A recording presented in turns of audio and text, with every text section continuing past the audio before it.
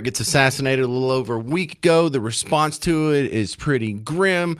And then even after we have the whole weekend to sort of digest what we know about him, Jimmy Kimmel comes out and steps in it.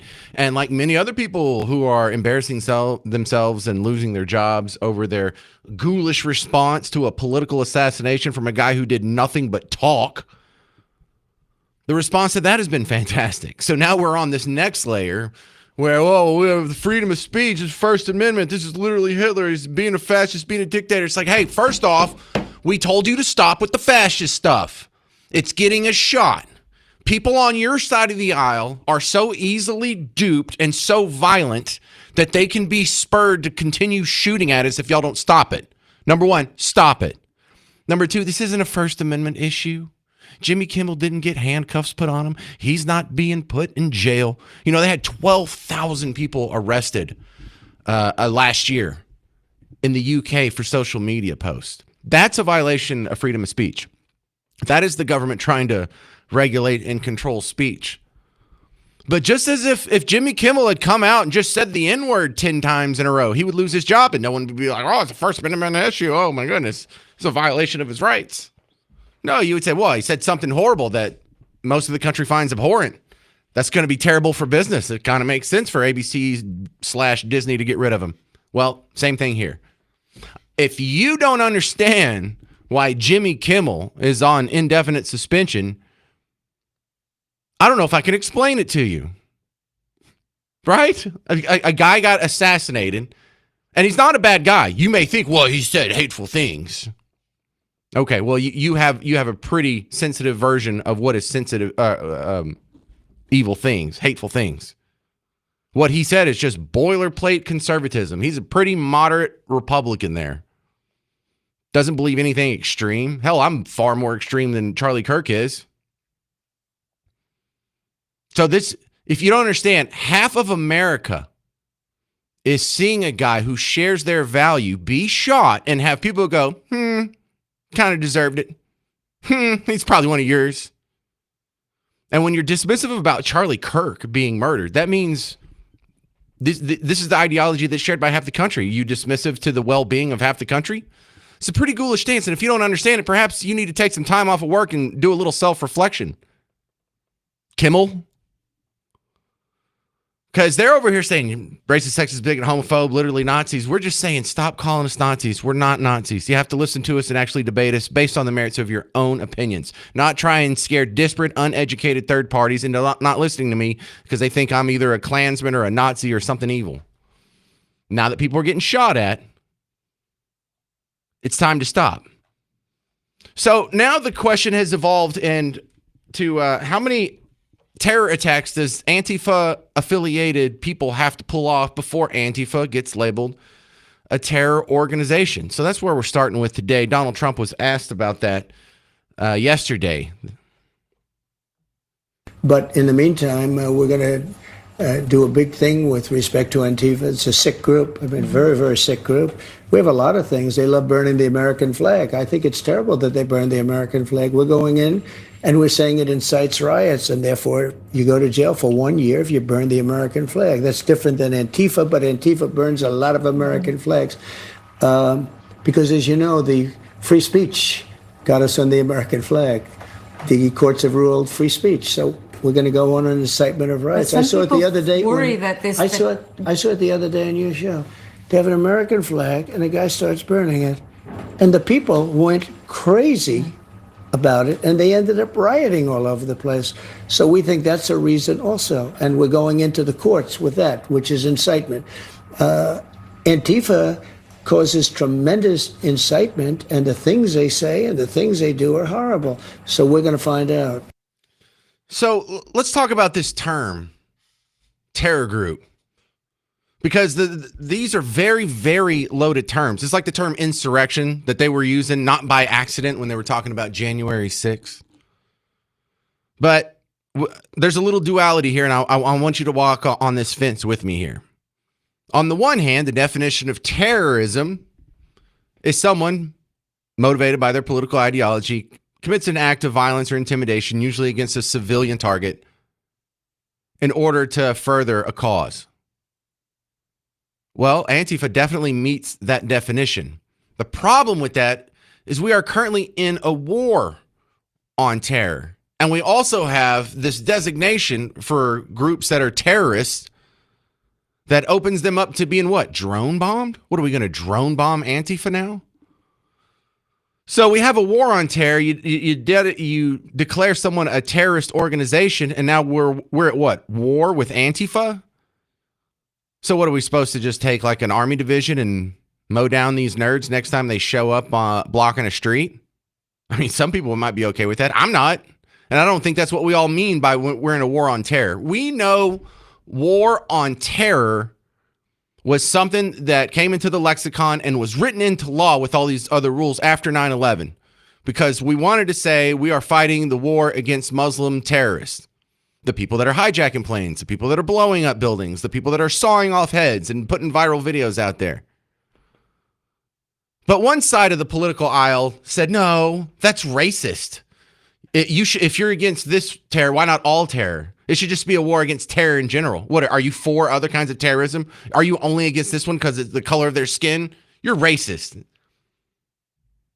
And so we wussed out and we accepted this term as if we were in some sort of mortal struggle with the Irish Republican Army, an obvious terror group, but that's not what we were talking about, right? And so now this term terrorism that we meant for this one specific group of people got written into law on a very vague definition. And now we have cartels that are terror groups. We're looking at making Antifa a terror group. So what, are we just going to start drone bombing all these people? 800-288-9227. Yes, by the definition of terrorism, Antifa is certainly a terrorist group, but they do not belong in the air quotes war on terror. We've got a little impasse here that we're going to have to work out. 800-288-9227. 800-288-9227. More audio on the Antifa terror situation next on The James Show. News Talk 820, 93.3 FM, WBAP.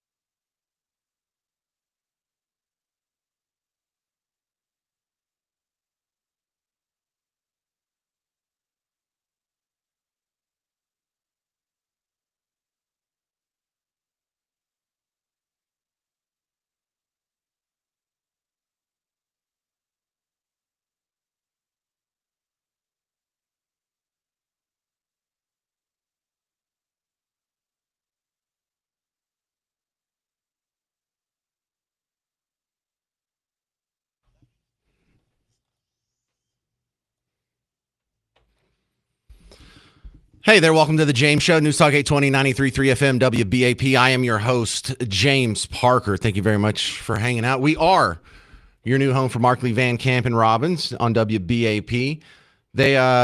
Look, they're a fun crew. They like to throw in, they do some of the same things I do, where they throw in little bits from comedians and viral videos and stuff. So it does that seesaw thing that I try and do, where we're really serious and then we're really having fun, and then we get really angry, and then we get really sad, and then we get really happy. And it's a good show. Check it out on 11 to 2, right before the old James Show here. But we're talking about the continuing fallout, and it's not just Kimmel. There's still a lot of people that you'll be learning about over the course of today's show that continue to get themselves fired. It's just Kimmel's the biggest name and sort of the avatar for the discussion right now. And that's starting to overlap also with the discussion of Antifa. How many people do they get to shoot before they're labeled a terrorist organization? How many dealerships can they firebomb? How many ICE facilities can they shoot up? How many people can they intimidate and commit acts of violence against for a political purpose before it meets the definition of terrorism? Because from my reading, it already meets the definition of terrorism. It's a scary proposition, though. And I don't like calling them a terrorist organization, because we've seen, since we've got a war on terror, all you've got to do is call someone a terrorist, and now you can drone bomb them. Now you can blow up their boats with no, like due process or whatever. It turns it into a military action. If we have a war on terror and you declare someone to be terror, so we're supposed to be at war with all these dorky college kids that put on black and go have hissy fits in the street. I don't like them. I disagree with them, but I don't want to start drone bombing them. That's not going to win anybody over. You're not the good guy if you start doing that. But we do have a problem with Antifa. Absolutely. So help me parse this. 800-288-9227. This is Greg in Burleson. You're on WBAP. Hey, James. Couple things. I'll comment first on what I initially called about. The very first of your show, you said something, I think, that kind of jogged my memory, but it made me think about just the situation. So I see a lot of comments out in the public, social media, of, Jimmy, Charlie Kirk said some things, and, when you say some things, I mean, gosh, some bad things can happen when you say stuff. God, that's scary, isn't it? Yeah, it's ridiculous. So that reminds me of someone saying, well, that girl, she left the house in the miniskirt and she was just asking to get raped. That's just what happens. That's just how things are. It's kind of victim blaming. Yes, we call that victim blaming. Sure, absolutely. So that was my first point. But on to what I kind of want to disagree with you here a little bit about the Antifa thing. What is the difference in killing someone who is doing bad to the general public? So someone's robbing a bank, and so what if they were firebomb droned instead of gunned down by a police officer? What does it matter, the manner in which they die, as long as the bad guy is dying? Is my point. I'm all for. So now you're talking about the level of statecraft where you delineate between what's a military action and what's sort of a criminal police action. So yeah, if someone robs a bank and there's a manhunt, we don't send the army after them. We don't send the Navy SEALs after them. We send the cops or the SWAT. So the police is supposed to deal with the civilians. The military is supposed to deal with people who are sort of extrajudicial. And so when my cousin got sent to Iraq and had to jump out of the back of a Bradley and someone pointed a gun at him, he could just mow him down if he wanted to. We don't want that in America. We don't want old Dusty coming out of the back of a Bradley and just laying down without, the full recourse and due process and whatever cops do to sort of de-escalate. There's no de-escalation in the military. Well, you go kill, you go blow up, and it's not meant to be used on civilians. There's a reason why we don't have people in camouflage coming and doing raids or pulling you over. We have a clear separation. Cops deal with citizens and people who are under the jurisdiction of the United States. Military does people who we're at war with. I just see it as a huge escalation. I have no problem with going after Antifa as like a criminal organization, so the cops and the FBI kind of get in and take care of business. But if designating them a terrorist organization opens them up to military strikes, I think that's too far. Fair enough. but you're offering your position as if it's a binary choice. Either we're going to go and prosecute Antifa with, police type tactics, or we're going to firebomb them. Well, I think there's a happy medium there. I don't think there is a You happy don't- medium because when again, if it's happening by the military, they don't go do it in a way where, okay, we just had a shooting, now let's rope off the place and let's get all the evidence and everyone gets their due process and they get a day in court. And no, Okay. yeah, that's the scary part about the military. They don't have to worry about collecting evidence or proving whether they were right or wrong. They just kill you and move on. You're in a war zone. There are no rights. There is no due process. There is no courts. There is no murder or anything like that. And it's a huge escalation that I think is something we don't want in the end. I hope I explained myself well. I don't think I'm doing a good job. No. I think you're doing fine. Okay. And I like this argument. I like this back and forth. But so let's say Antifa is committing federal crimes. Let's say they do what they did in Seattle and they surround a federal building and they light it on fire and they make an encampment for 10 days, which by the way they did, and they have committed federal crimes in that manner. Is that off limits for the cops? Do we now call in the National Guard for that?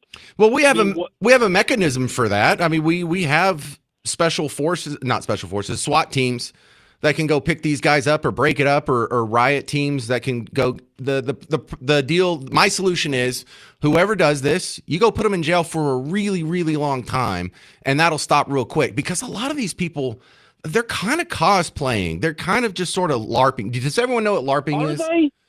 Oh, I know what it is, but I would challenge that a little bit. I've read a lot about these guys. There are a lot of these people who claim to be Antifa that are ex-military, that have actual police training. So you're not just getting, little guy here who's got a college, he's a junior. No. Look, I'm running out of time. All right. You're right. You're right. Some of them aren't LARPing. I think more than half of them are. And you put some of them in jail, all the LARPers go away, and you're only stuck with the real hardcore guys. The guy that shot Charlie Kirk, he's not LARPing. The 9 people that organized and attacked the Alvarado ICE facility just a couple months ago, they're not LARPing. But a lot of these kids are. It's just something cool to do on the weekends. You get the flyer on the quad from the pretty girl on campus, and you doing this, it makes you a good person. Sure, I'll be there, pretty girl. Yep. And so, yeah, all of that will go away. But I don't think we have to bring in the military. I think our civilian law enforcement mechanisms and institutions are enough. As long as we get them, that's all I care about. Oh, I agree on that. Great. That was a good chat. Greg and Burleson. Hey, give him 3 points over there. What do you, Garrett 3 in there today? Greg gets a field goal. We have some other good callers lined up.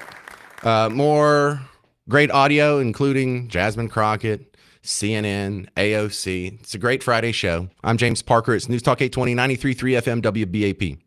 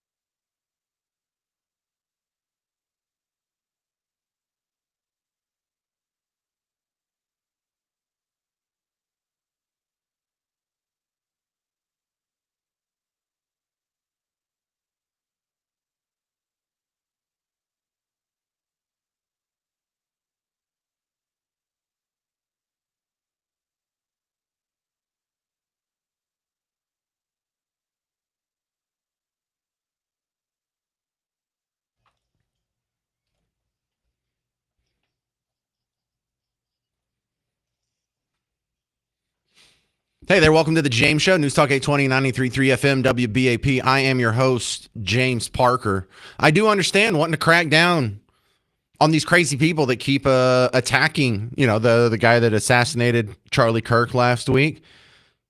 Had Antifa messages scratched onto the bullets, so it's kind of hard to say he wasn't influenced by Antifa.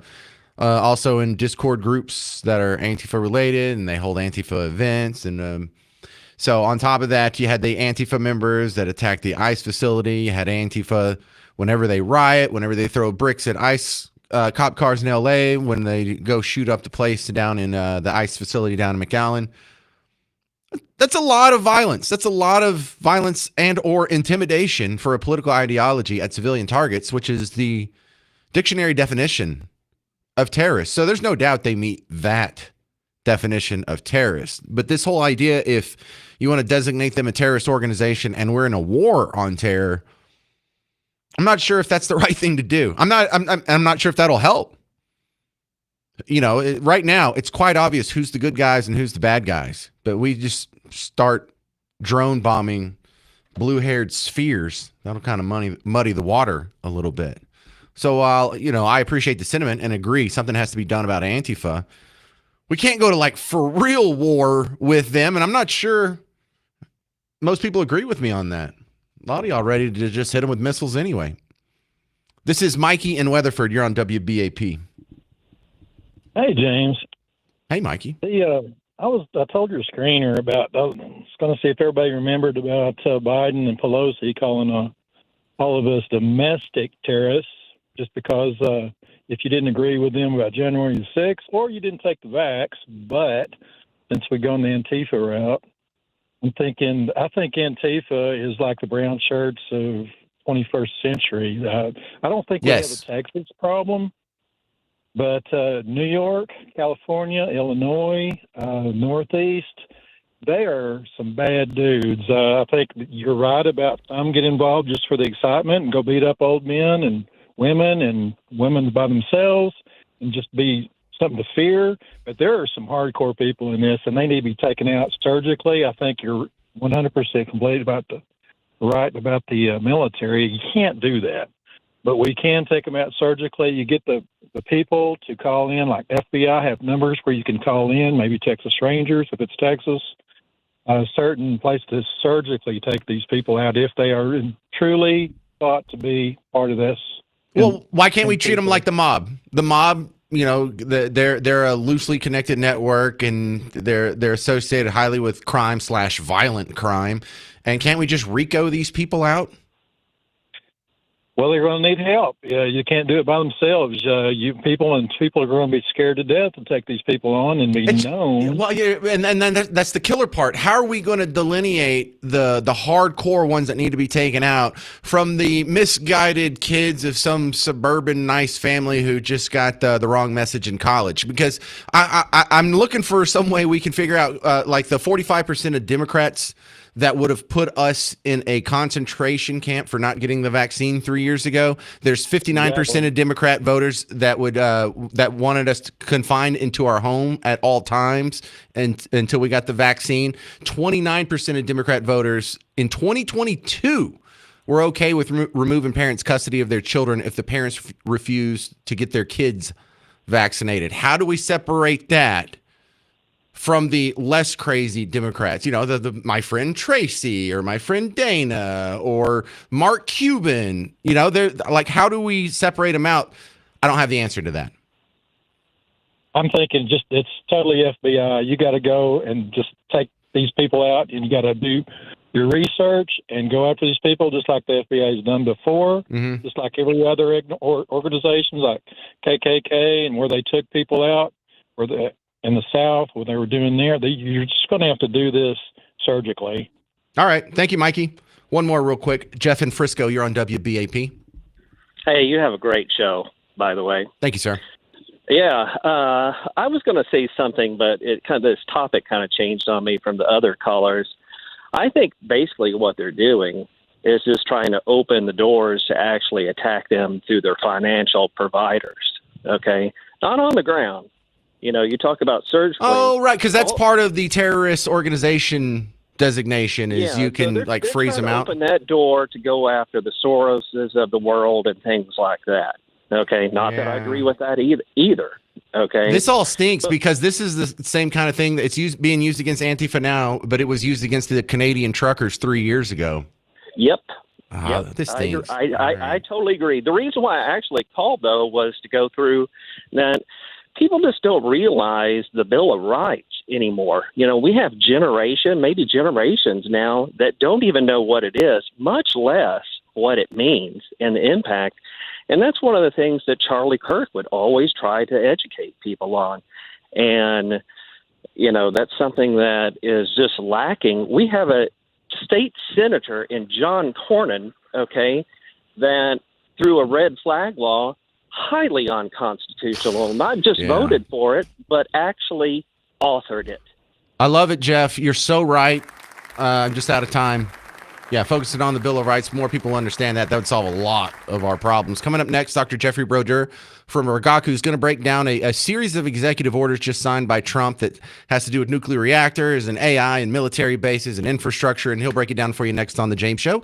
News Talk 820, 93.3 FM, WBAP.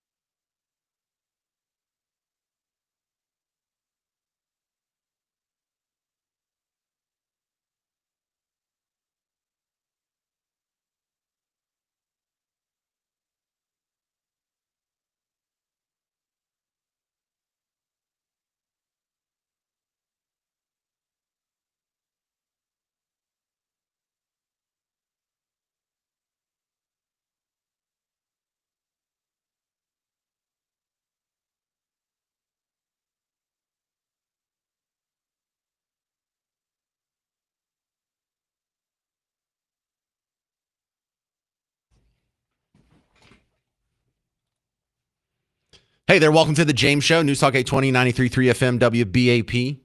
I am your host, James Parker. Yes, a grown man can like Kelly Clarkson. Thank you very much. But we are also your home for Markley, Van Camp, and Robbins here on WBAP. It's an amusing show, enlightening show. You never know what they will say or do next. Check it out. Find out yourself.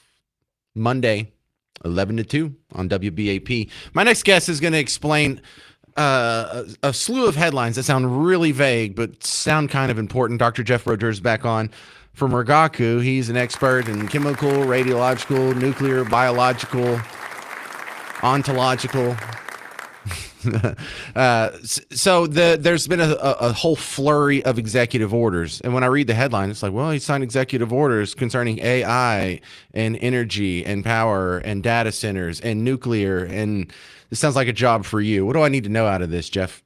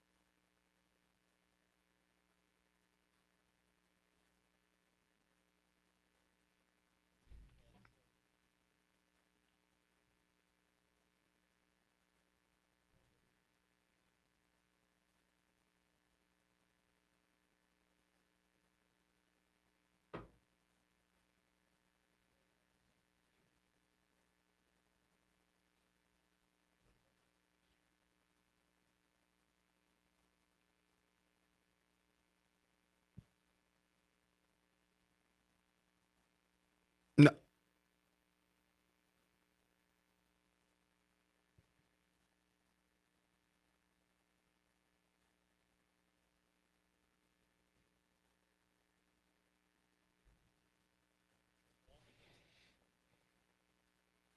Okay, so when I hear nuclear, though, I don't know if this is more about nuclear power generation or nuclear armament, and I think you just kind of spelled it out there.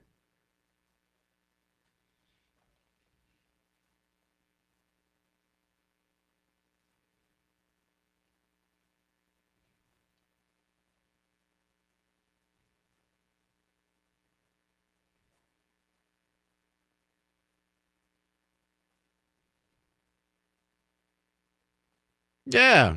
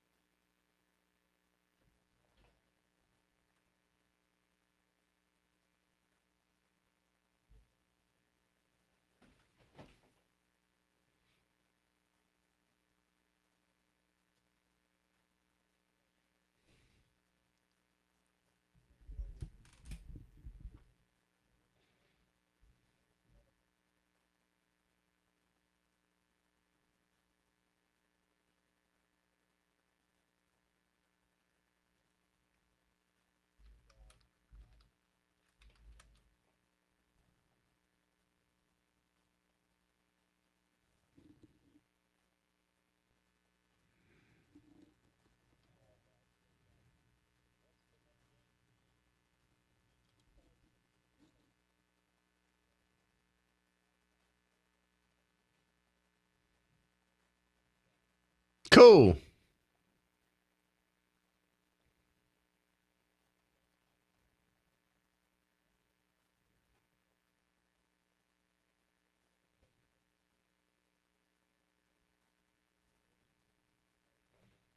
Well, that sounds fantastic. So are we going to see more nuclear coming online?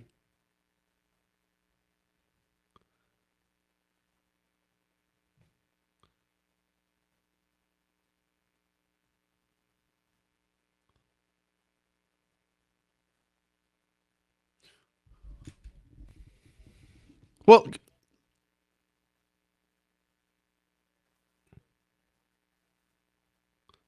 Well, all right, Mr. Mind Reader, because that's my next point. It's always sort of baffled me on if we can have nuclear powered subs and nuclear powered aircraft carriers. That means the power plant for these guys isn't huge. It's compacted down. So if we can have a compacted nuclear reactor that's also an energy source, why can't we just have one of these that's spread across, like one for Garland, one for Richardson, one for Plano, one for Frisco. We could all have like our own little separate power plants. There wouldn't be the electricity loss from the long lines of where they have to transmit it.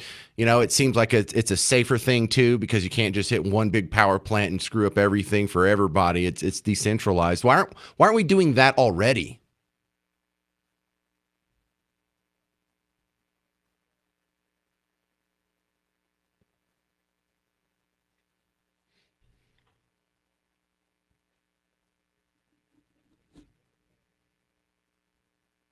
Oh my goodness, yes. And if it went out, it was out for everybody. But that, when you have the long power lines, if one tree falls over and knocks it down, the power's out for everyone in that direction, And if we had a bunch of decentralized, I don't know, it seems like a no-brainer. I thought maybe you would have a good answer on why we're not doing it already. And I don't know, maybe we'll see it soon.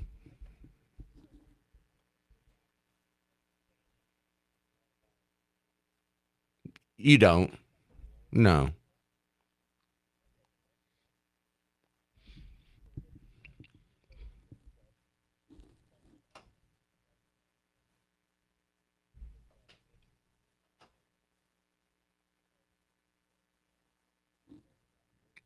Yeah, you know what? Strangely enough, I don't think I would know half of what I know about nuclear energy had I not been a talk show host for some reason. Strangely enough, Dr. Jeff Brodeur from Rigaku, thank you very much for your insight, sir. All right, I appreciate him explaining that to me, because that did sound like there's a whole lot going on. Coming up next, AOC speaks out today against the measure in the House remembering Charlie Kirk. You'll hear it next on The James Show. News Talk 820, 93.3 FM, WBAP.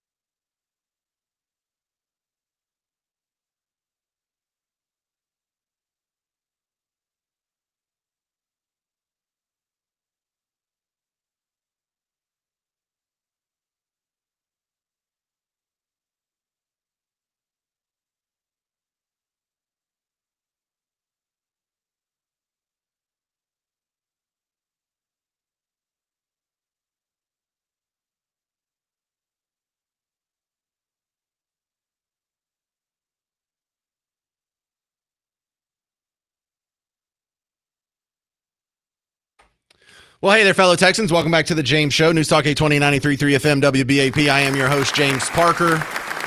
So let's review some of this Kimmel situation now. All right, because this is spurring a big debate from people who are all of a sudden constitutional fundamentalists, First Amendment. But if you may be one of the 5 people in America that is just being introduced to this story, this is what got him in trouble. At the beginning of this week, he said the Kirk shooter's MAGA. We hit some new lows over the weekend with the MAGA gang desperately trying to characterize this kid who murdered Charlie Kirk as anything other than one of them and doing everything they can to score political points from it. In between the finger points. Yeah, so then he goes on to say some jokes that they're not even that funny. They're just kind of mean. Okay, so let's go back in time here. Here's Jimmy Kimmel in 2023 in his monologue celebrating the firing of Tucker Carlson, canceling. That's right. Fox News has severed bow ties with Tucker Carlson. After all these years, they are parting ways, which means he was fired. I mean, that's really what parting ways means. Tucker was said to be stunned by the move. He reportedly was in the middle of renegotiating his contract. Someone released a photograph of Tucker's face the moment he found out he was being fired. Anyway, so that was him in 2023. Hey, celebrated. Hey, someone lost their job for having an opinion that some people found offensive. Isn't that great? Isn't that wonderful? What did AOC say in 2023 when Tucker Carlson got canceled? Was that a First Amendment problem? Tucker Carlson is out at Fox News. Couldn't have happened to a better guy. Deplatforming works, and it is important. And there you go. Good things can happen. All right. So now what is AOC saying today? Because the House and the Senate both had a measure memorializing, honoring Charlie Kirk and condemning political violence. It passed the Senate. It did not pass the House. Isn't that wild? Let me repeat that. It did not pass the House. They couldn't even come together and say, yeah, political violence is bad. They just what? Can't give the other side a win? They can't admit the humanity of a guy who just got murdered in front of his family? All right. But what is she saying now? This was today. She's not a strong fan of honoring Charlie Kirk. Check this out. His rhetoric and beliefs were ignorant, uneducated, and sought to disenfranchise millions of Americans, far from the working tirelessly to promote unity, unquote, asserted by the majority in this resolution.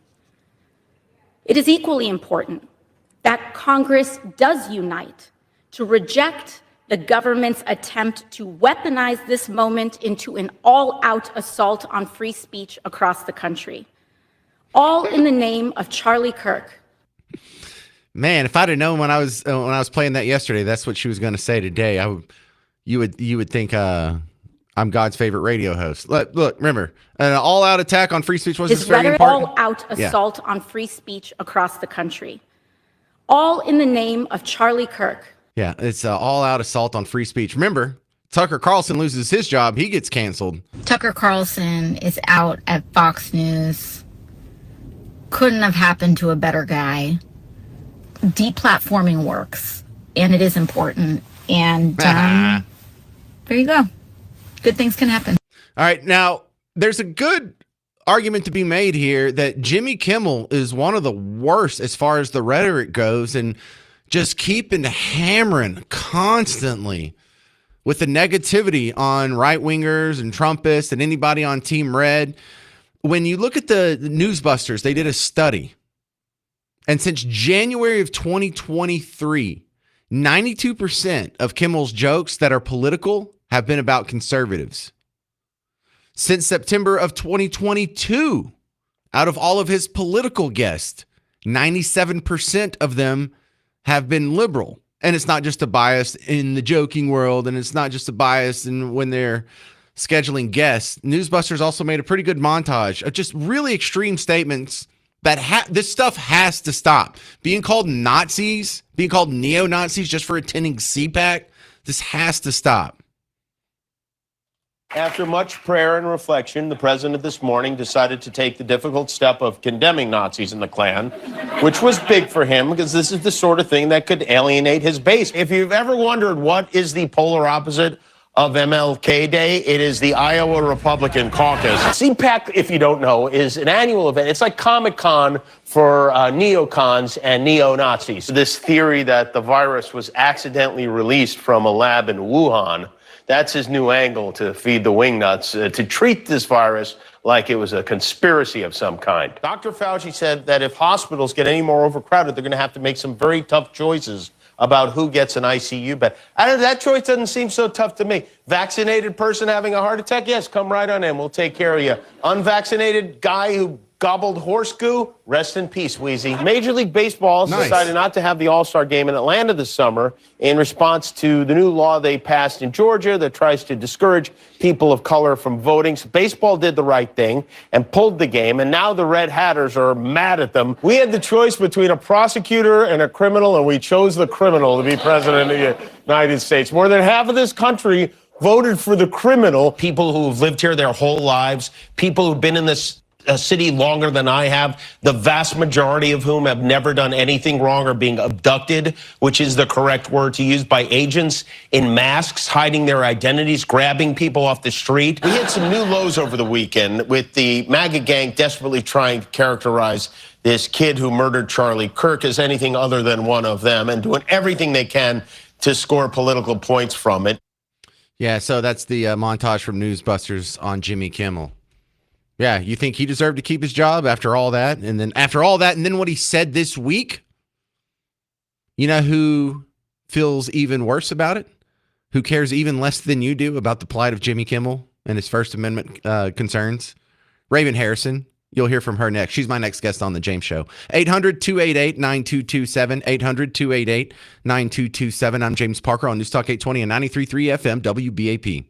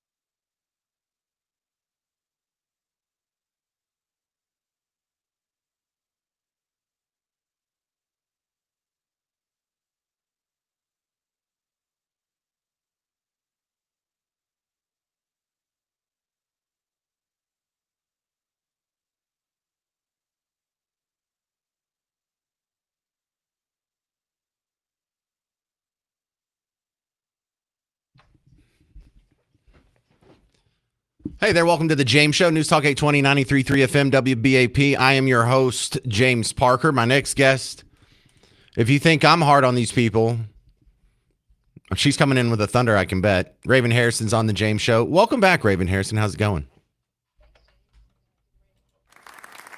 What, your birthday? Oh, I guess I'm not supposed to ask you how old you are. 150 million. Are you that old? Whoa, you actually said it out loud. I thought you're not supposed to say that. Isn't that like a woman rule you just broke? And you should have kept your mouth shut. I thought you were younger than me. That being said, what's your take? They had the Charlie Kirk resolution today, honoring him. What was it, like 38 Democrats voted against it. Your take on it. Before I even chum the water, your take on it.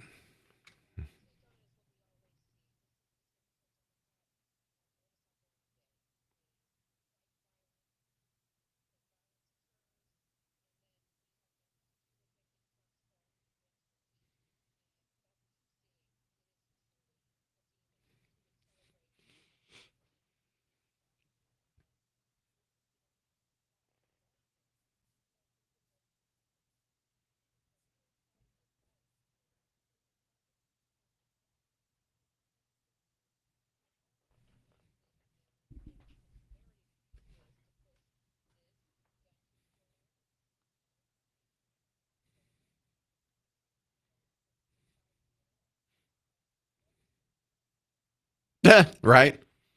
But Raven, they're saying like Benny Thompson voted against it. He's a Democrat from Mississippi. It starts out, he gives the statement on why he voted against it. He says, I condemn unequivocally in the strongest term the violent murder of Charlie Kirk and pray for his family, yada, yada, yada. And then he explains why he voted for it. Charlie Kirk's rhetoric was divisive, disparaging, and too often rooted in grievance. The beliefs he evangelized normalized fringe views on race, sex, and immigration, and unfortunately his rhetoric resurrected dangerous prejudices of a dark past. So yeah, they don't have to honor your death if they feel like your rhetoric was something they disagreed with.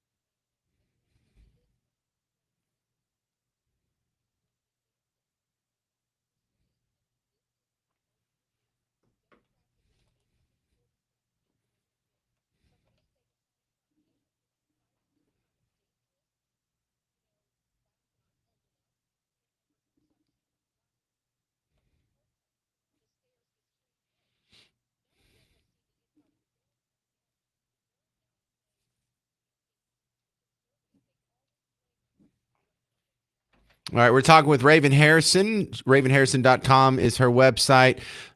This is Jimmy Kimmel running his mouth and getting himself fired earlier. We hit some new lows over the weekend with the MAGA gang desperately trying to characterize this kid who murdered Charlie Kirk as anything other than one of them and doing everything they can to score political points from. All right, Raven, do you think that was worth his career?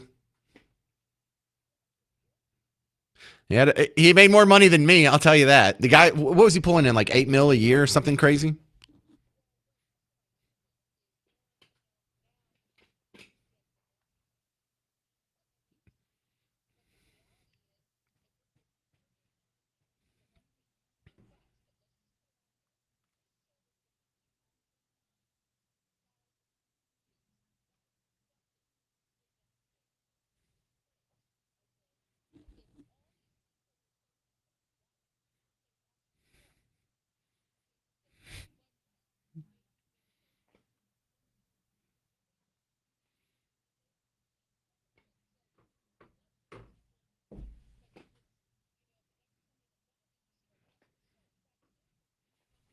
That's the everyday That's the everyday pushback against the WNBA. It's losing money, not because we're all sexist in America. It's because you're not watching it.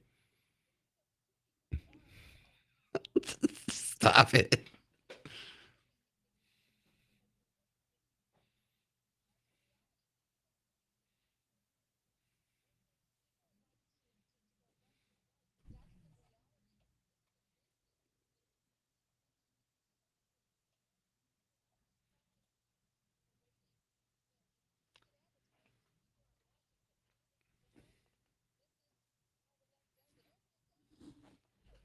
Well, Raven, I've got my next clip will make you feel a little bit better. I'm the kind of jerk that will go back a couple years and go find the Jimmy Kimmel monologue from the day Tucker Carlson got canceled from Fox News for saying things that were coloring outside of the line. And we'll see what a free speech absolutist he was back then. That's right. Fox News has severed bow ties with Tucker Carlson. After all these years, they are parting ways, which means he was fired. I mean, that's really what parting ways means. Yay! Isn't that great? You got fired. Yeah, they're not worried about First Amendment or cancel culture, blah, blah, blah. Literally fascist. Now, it was celebrated 2 years ago. We remember that, don't we, Raven?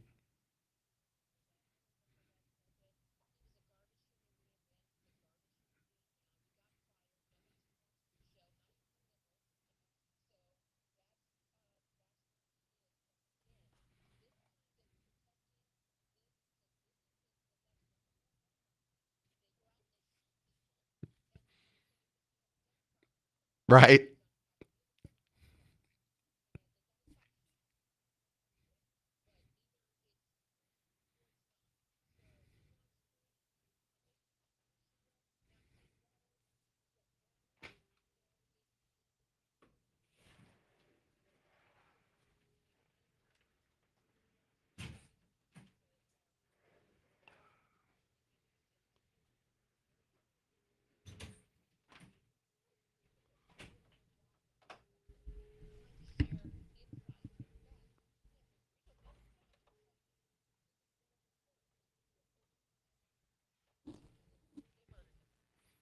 Bruce just passed me a note here. Jimmy Kimmel's salary was $15 million, and that's what he just lost.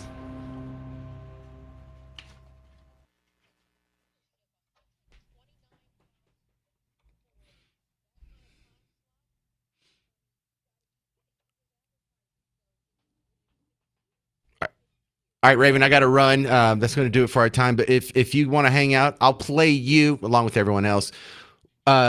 The reaction from Jimmy Fallon last night to Jimmy Kimmel being let go. Thank you very much. How do they find your work online, Raven?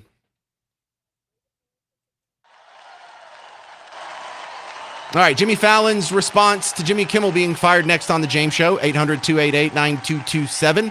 I'm James Parker on News Talk 820 and 93.3 FM WBAP.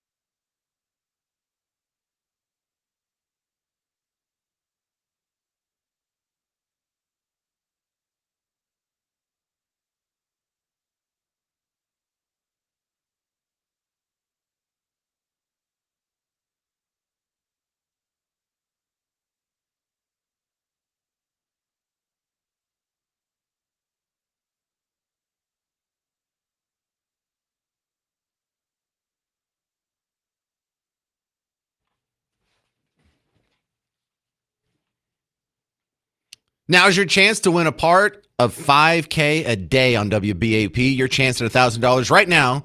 Pay off some bills. Just text NOTE to 95819. That's NOTE, NOTE, to 95819, and you could score $1,000. Sponsored locally by Mullen & Mullen Injury Law Firm. Good luck. Well, hey there. Welcome back to the James Show. News Talk 820 93.3 FM WBAP. Well, with Colbert on the way out and Jimmy Kimmel indefinitely suspended, looks like he might be on the way out. I bet you Seth Meyer and Jimmy Fallon are wrapping themselves in bubble wrap these days, aren't they? That's got to be a nervous position to be in. But Jimmy Fallon took it in stride yesterday. He made he started off making a couple of jokes and then went into this bit where he pretended like he was getting censored by the Trump administration. Now, this actually works because he's not making fun of Trump. He's making fun of himself. And he's showing how the people on his staff are so scared after Kimmel getting fired that they're overcorrecting in order to not run afoul of, literally Hitler or whatever. But this is so much better than what Kimmel's been throwing out. Jimmy Fallon is actually engaging in comedy. The only thing Kimmel said that was anything remotely comedy, not just, hey, the people I disagree with are terrible people, fascist, stupid idiots. It's when he said Fox News is cutting bow ties with Tucker Carlson. See, there's actually a joke in there. There's a wordplay. There's comedy in there, not just you stupid. And so Jimmy Fallon, number one, not trying to make Trump look as bad as possible.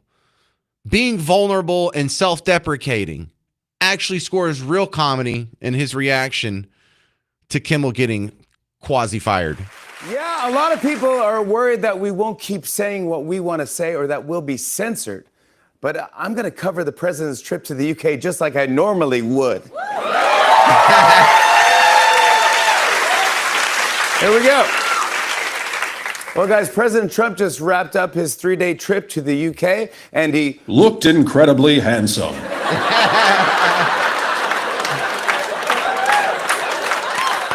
As always, his tie was exactly the right length.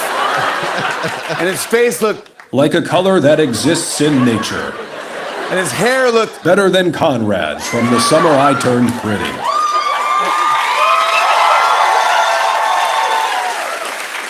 During the trip, protesters managed to project images onto the sides of Windsor Castle of Trump standing next to his good friend, Jeff Goldblum. Even though his administration still insists that he's not in the Goldblum file, which we all know is absolute bull. True. Anyway, to sum it up, President Trump is making America great again by restoring our national reputation, reinvigorating our economy, and rebuilding our military. I hereby nominate him for the Nobel Peace Prize. And you can quote me on that. See the joke? He was talking all tough, but when it comes down to it, they wussed out and overly corrected by censoring themselves. That's actual comedy. Well done. Love it. Another reaction here. Michael Knowles online. He's another guy that is sort of like Charlie Kirk in the fact that he'll go into colleges and into the Lion's Den and openly debate people. His explanation on Kimmel's firing is nice and succinct. Beautiful. I've heard this from so many people. They say, Michael, something that scandalizes me most about Charlie's assassination is that I logged onto Facebook and people I grew up with, people I used to work with, are happy about it. Multiple people have said this to me. I bet it's true of you too. Charlie being so mainstream, being relatively moderate, being so genteel, being so polite, being so nice. If they would celebrate his murder, they'd celebrate my murder. If they would justify his murder, they'd justify my murder. I thought these people were my friends. I thought they were my family. I thought I grew up with them. You cannot have a society like that. And we need some standards back in our society. And we need some rules around the marketplace. All marketplaces need rules. In order for a marketplace to flourish, you have to feel that your life is not imperiled by walking into one.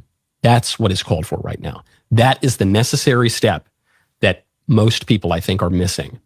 to arrive at the ideal that they like of a society in which people can have a healthy exchange of ideas. Yeah, I thought you'd like that. Coming up next, the new iPhone 17 is about to come out. What's new about it, and is it worth you buying? Find out next from Jeff Navarez from Tech Experts on The James Show. News Talk 820, 93.3 FM WBAP.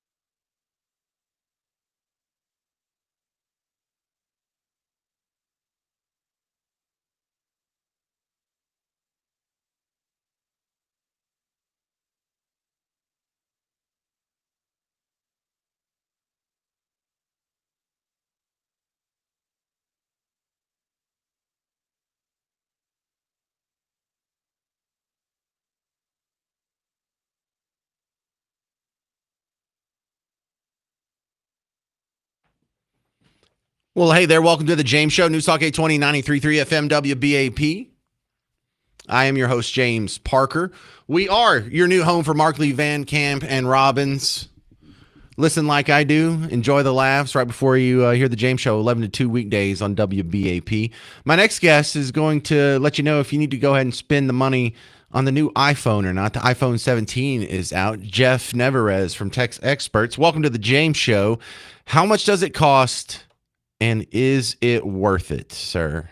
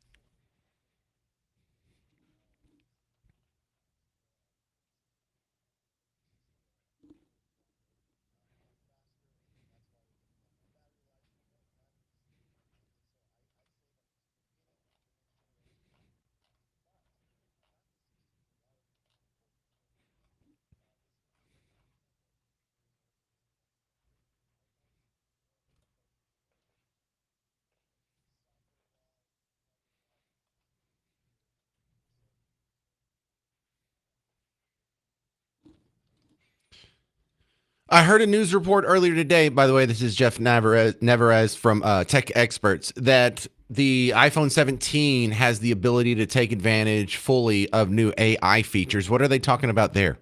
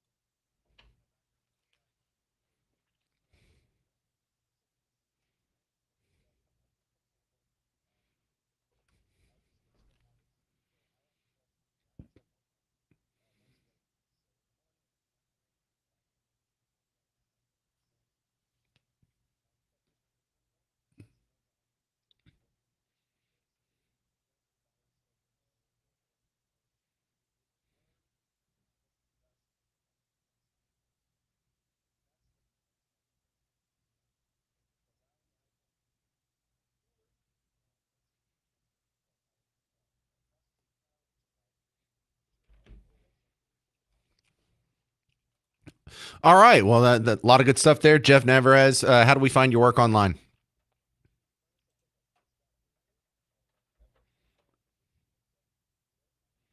And and you spell it funny, TECHX, the letter X, PERTS.guru.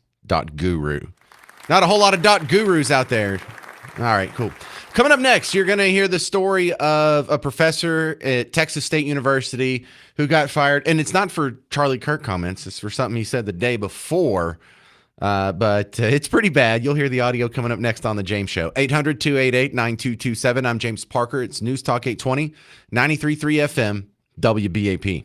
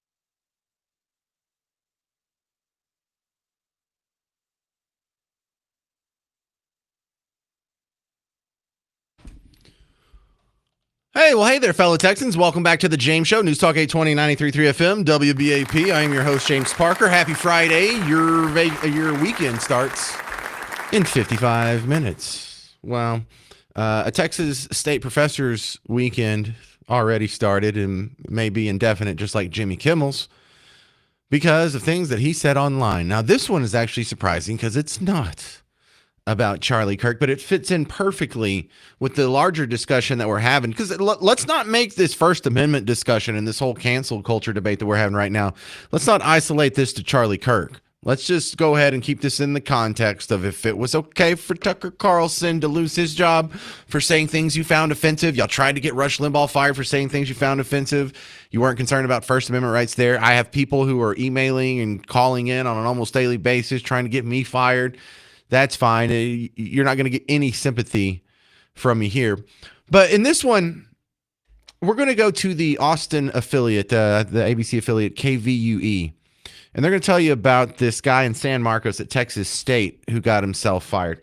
Now, I'm going to play you some of the audio after you hear how they describe it. And they kind of describe it with kid gloves. Well, he said some things that are not popular, or some people critics may deem offensive or whatever. And then I'll play you what he actually said, because he went into like a Zoom meeting the day before Charlie Kirk got shot with like the socialist radical revolutionaries of America. It was a whole smorgasbord of people from different organizations, and he was chastising some of them, like the Democrat Socialists of America, for being too moderate. It's like, goodness, son, how Marxist are you? Well, he goes all the way down the Marxist hole. You'll hear it first after Alter, who had taught at Texas State since 2017, and I spoke over it. When he says Alter, the professor's name is Tom Alter. Alter, who had taught at Texas State since 2017 and had tenure as an associate history professor, was fired last week after he made comments at a virtual socialism conference. In my own office, at home, speaking in my own capacity as a private citizen. During that event, while explaining how socialists can organize an effective party, he questioned if anarchist protests can achieve their goals, saying without organization, how can anyone expect to overthrow the U.S. government? Alter says he was not inciting violence, and the comments were taken out of context. I'm for building an independent working class political party that advocates for the needs of working class people. That's what I was calling for organizing. According to Alter, Texas State administrators said they were firing him because his conduct jeopardized the health and safety of the university community and reflected inappropriate and poor judgment as a faculty member. All right, they go on and they talk about this for a couple more minutes, but they don't delve in any more into his motivation or what he actually said. So I had clicked through a few links. I went and found the Zoom meeting. And here's what he said. First, before he gets to the truly offensive stuff, just listen to how communists talk. They call each other comrade, and they always talk about the workers and the rights and the unions and the class structure, and they use the word liberal to mean non-communist instead of people on the left. And they have their own verbiage here that kind of keeps them, I don't know, I feel like they dig in their belly button all the time with this stuff. But I got 3 good clips you're going to love, or probably hate. Here's the first one. We must educate ourselves and others in Marxism and the history of class struggle. Jesus. We are by no means just a reading club. Our tasks are laid out in the Communist Manifesto. We must participate in the struggles of our class, whatever they may be, from joining union picket lines to defending trans people. And then, as communists, connect these numerous struggles of our class into a fight against the source of our oppression, capitalism. Look, right there. That should be a disqualifier for anybody who's teaching anything in any college, period, point blank, end of story. You're citing the Communist Manifesto as a resource. You're openly saying you're Marxist. And I'm not, trying to get him thrown off campus just because I politically disagree with him. There's a lot of people I disagree with that I think would be fine professors. But communism is not only the flat earth of economics, literally the worst ideology ever imagined in the human experiment. And what are you measuring that by, James? Well, when I say the worst, communism killed more people in the 20th century than all religious wars combined throughout all of human history. Communists killed over 100 million of their own citizens. And I'm not even counting the wars where they go start a war with the people next and kill a bunch of... I'm talking about murdering your own citizens. Communists are responsible for all the greatest atrocities in world history as well. Nothing comes close to it. Not even Nazism. Look, Nazism got a lot of people killed. Not as many people as Mao got killed, and that's just one dude in one country. Nazism is terrible. It is among the deadliest, worst ideologies ever foisted upon a poor human civilization. It's terrible. It's unacceptable. It is rightfully ostracized from public discourse. Communism should be too. You wouldn't let a guy who's a Nazi be a professor at Texas State University, would you? Why do we allow communists? You wouldn't let a Nazi be a professor at Brookhaven Community College over here in Farmers Branch. We shouldn't let a communist either. Communist Manifesto. Dude citing the Communist Manifesto. You realize the people citing the Communist Manifesto are the worst killers in human history? Let's see who else. Who else cited the Communist Manifesto? Let's see. There was Stalin and Lenin and Fidel Castro and Pol Pot and Mao Zedong and the Kim Jong-un's ills and sons, the North Koreans. Pretty much every murderous regime that took human rights backwards, that took, even if it showed up in a developed society, it would take that society backwards. Even if you took a country that was functioning, you added in communism, you put in a 5-year plan. And I say 5-year plan because Fidel Castro did 5-year plans. Hugo Chavez did 5-year plans. Mao Zedong did 5-year plans. Joseph Stalin did 5-year plans. And what happens? At some point, you end up having to break into the zoo to eat all the animals. In Ukraine, there's the Holodomor with millions of people starving because they came in and they took the grain that the Ukrainians were making and they sent it elsewhere. Here's where it gets worse. This guy teaches teachers. I remember somebody saying, I remember like that getting circular on that it like trains like the most public sector teachers in the country. That it definitely is for Texas because that's what it was It was started as a teacher school. Actually, that's what Lyndon Johnson went here. Yeah. I can't wait till the day when we tear down the Lyndon Johnson statue on campus. Hell yeah. Yeah, cancel culture's hilarious. Yeah, rewriting Texas history, State's hilarious. grown. It's now like the 19th largest school campus in the country. So that would kind of make sense that it could be in training for teachers in the country. So I haven't actually heard that, and they usually do kind of trumpet those statistics when it is. This guy teaches teachers. This guy teaches teachers. Here's what got him in trouble. Talking about overthrowing the government. And by the way, literal insurrection, not January 6th, where you had some gravy seals loitering through Statuary Hall for an hour and a half. He's calling for literal insurrection, literal overthrow. And when he says overthrow, he doesn't mean win the next election. He means pick up arms and shoot people who try and stop you. Thank you very much. Say it again. My name is Tom Alter. I'm a member of Socialist Horizon in San Marcos, Texas, and also a member of the Texas State Employees Union, affiliated with the CWA. As anarchists, these insurrectionists explicitly reject the formation of a revolutionary party capable of leading the working class to power. Without organization, how can anyone expect to overthrow the most bloodthirsty, profit-driven, mad organization in the history of the world, that of the U.S. government? 2 minutes, comrade. 2 minutes, comrade. This guy, until this week, was teaching kids, was teaching teachers at the school that cranks out the most public school teachers in all of Texas. You think college professors are bad? It's probably worse than you think. You wonder what's wrong with, public schools and why only 28% of high school kids can read at their level. This is their teacher. This is the system that produces teachers.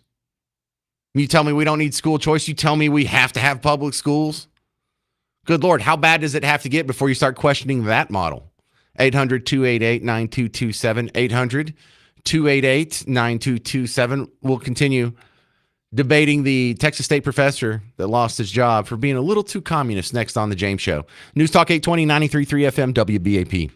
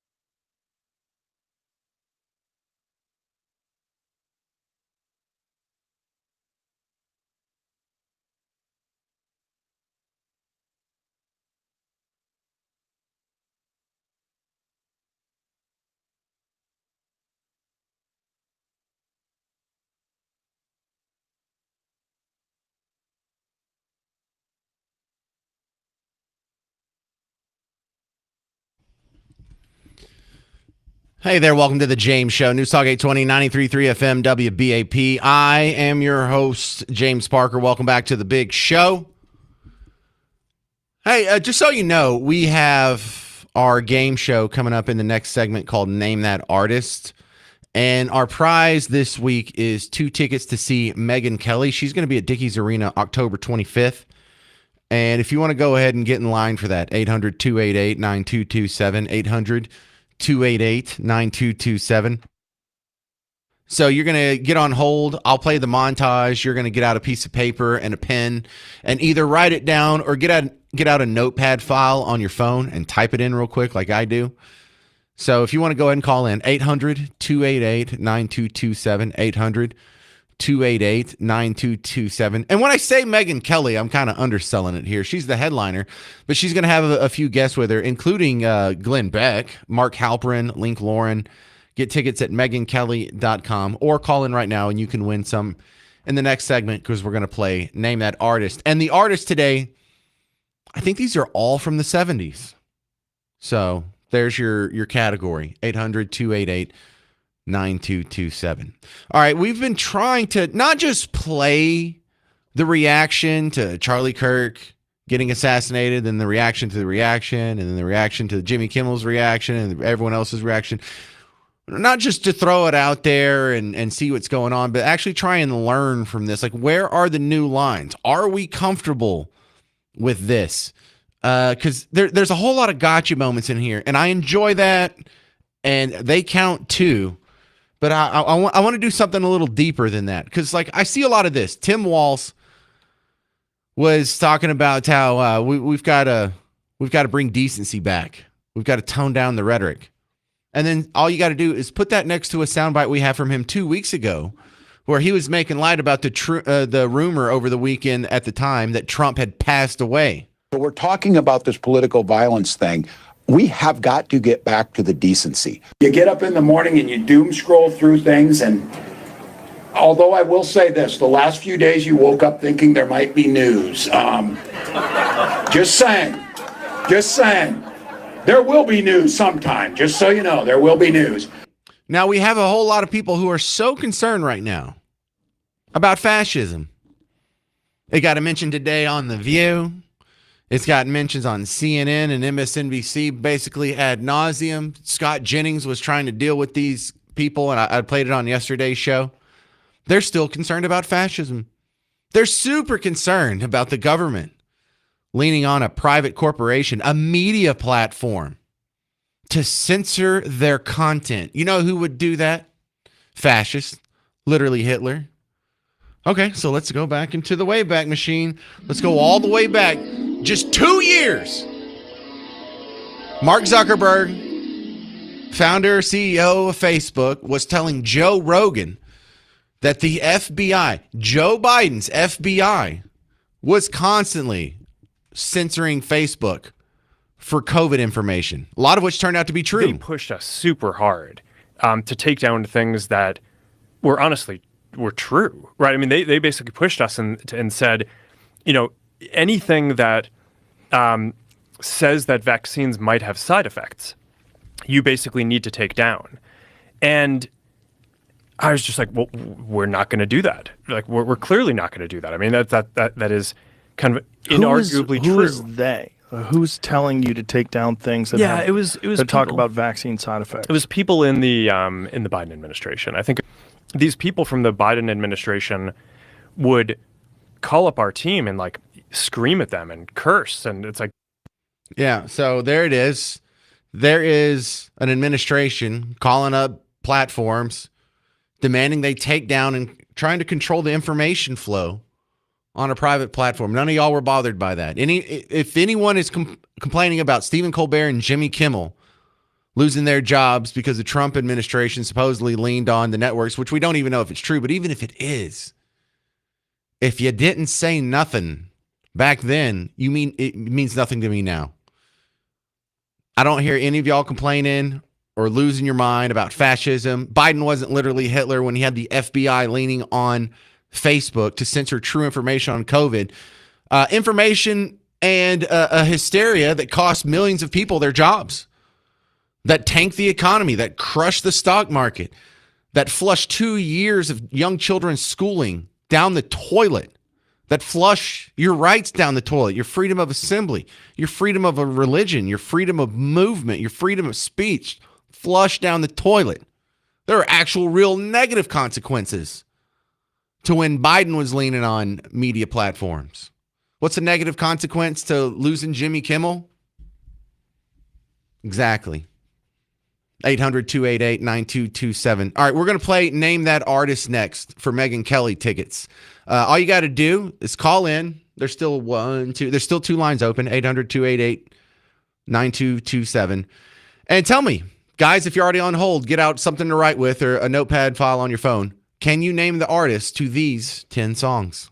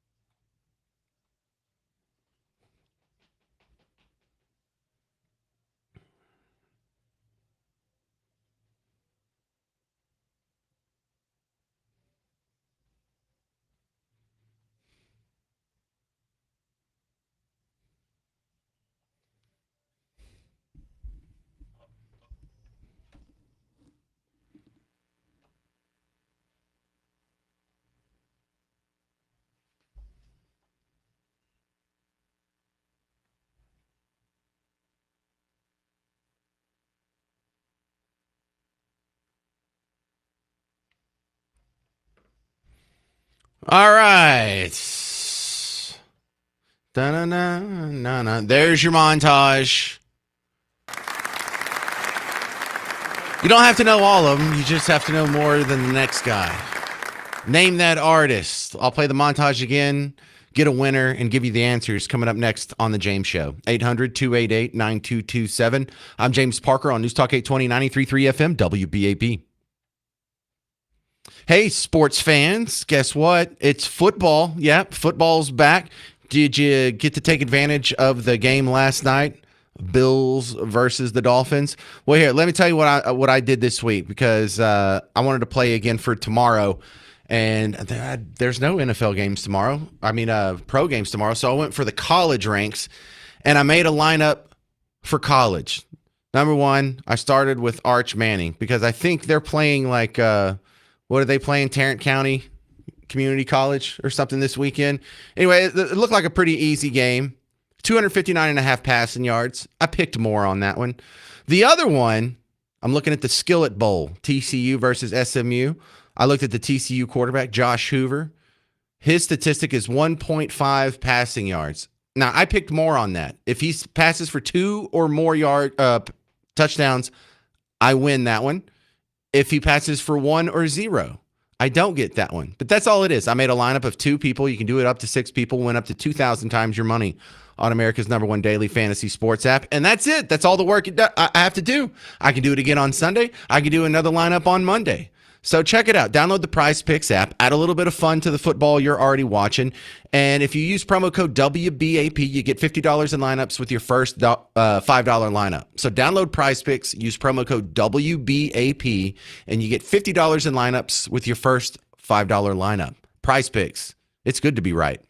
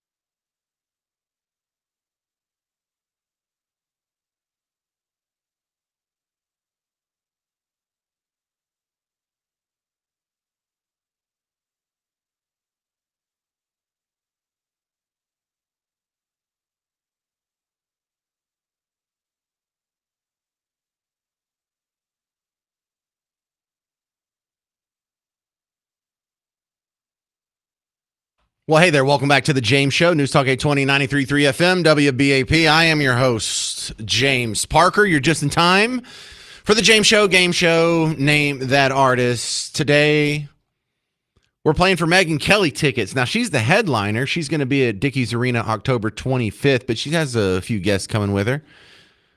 You've heard of Glenn Beck. You've probably heard of Mark Halperin. Link Lauren also going to be there. You can get tickets at megynkelly.com if you don't want to play Name That Artist. But if you want to play right now, 800-288-9227. For all you nice people on hold, just hang on. I'm going to play the montage, write all these down. And when I come to you, you rattle off the ones you know. If you know more than everyone else, the tickets will be yours. But first, can you name these 10 artists?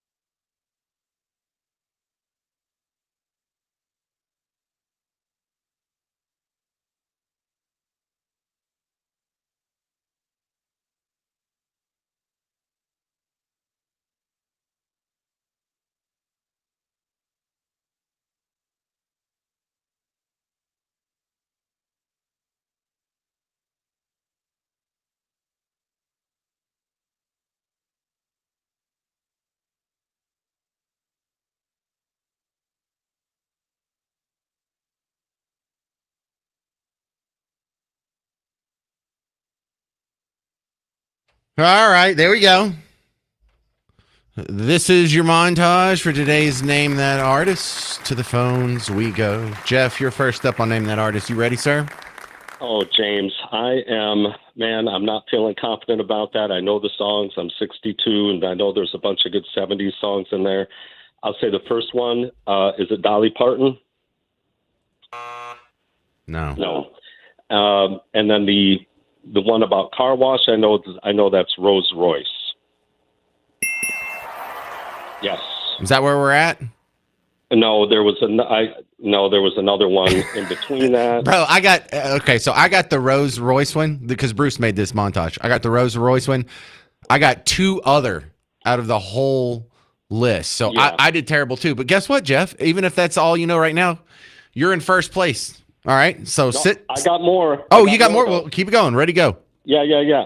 So in order, but the one where he says, "I'm not in love," that's Ambrosia. I'm not in love. I don't think that's Ambrosia.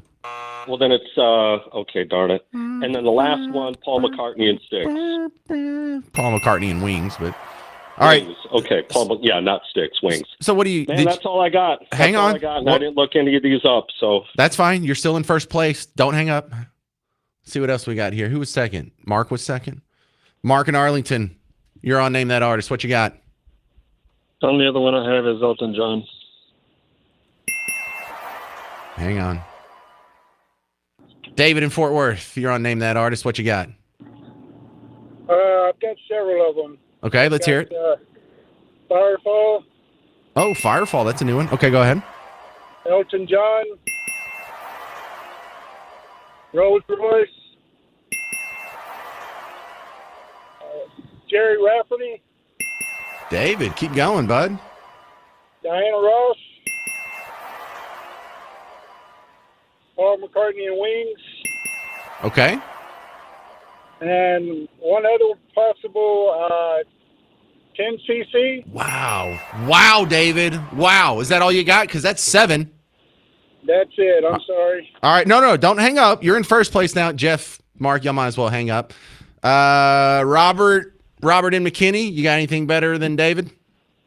Well, I haven't been listening to the whole thing, so can I go through the whole list and see if I got it? Let me hear your list. Lyndon Ronstadt, Frankie Valli, Four Seasons. Yep. Rolls Royce, 10cc, Chicago, Firefall, Elton John, Jerry Rafferty, Diana Ross, Paul McCartney, and Wings. Okay, that's a perfect scorecard there.